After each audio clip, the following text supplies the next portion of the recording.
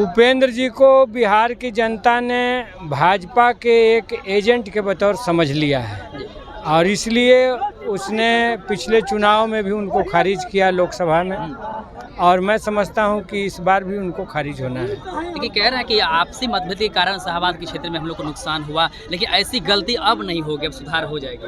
BJP की ए team और B team दोनों को काराकाट की जनता ने शिकस्त दिया था।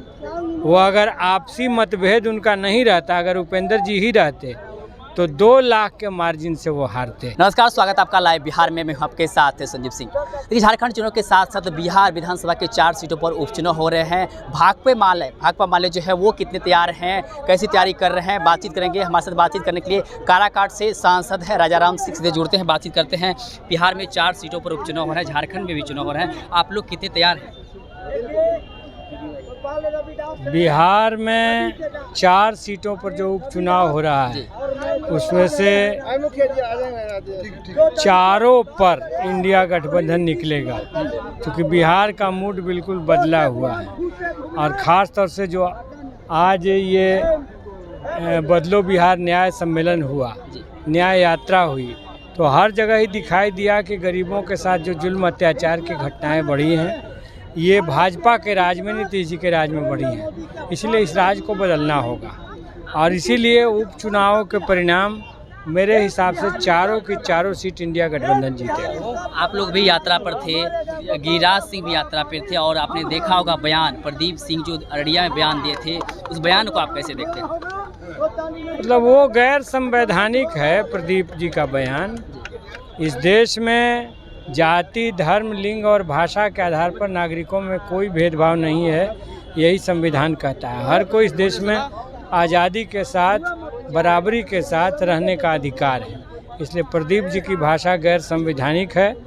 वो भाजपा के लोग शुरू से ही साजिश कर रहे हैं कि डॉक्टर भीमराव अंबेडकर के संविधान को बदल दें, तो ये भाषा भी उसी से मिलती जुलती है और ये चीज़ें नहीं चलने वाली हैं बिहार में।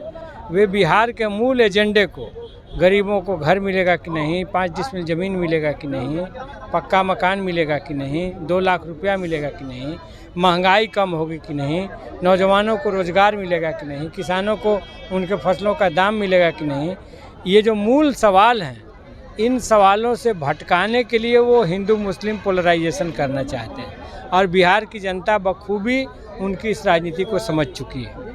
इसलिए उनका खोटा सिक्का यहाँ चलने वाला नहीं। उपेंद्र कुशवाहा भी एनडीए की मजबूती के लिए यात्रा पे हैं, तीसरे चरण की यात्रा कर रहे हैं। ऐसे में क्या लग रहा है, आगामी विधानसभा का चुनाव भी बिहार में हो रहा है और 4 सीट पर उपचुनाव भी होना है, फर्क पड़ेगा? उपेंद्र जी को बिहार की जनता ने भाजपा के एक एजेंट के बतौर समझ लिया है और इसलिए उसने पिछले चुनाव में भी उनको खारिज किया लोकसभा में और मैं समझता हूं कि इस बार भी उनको खारिज होना है। देखिए, कह रहे हैं कि आपसी मतभेद के कारण शाहबाद के क्षेत्र में हम लोग को नुकसान हुआ, लेकिन ऐसी गलती अब नहीं होगी, अब सुधार हो जाएगी।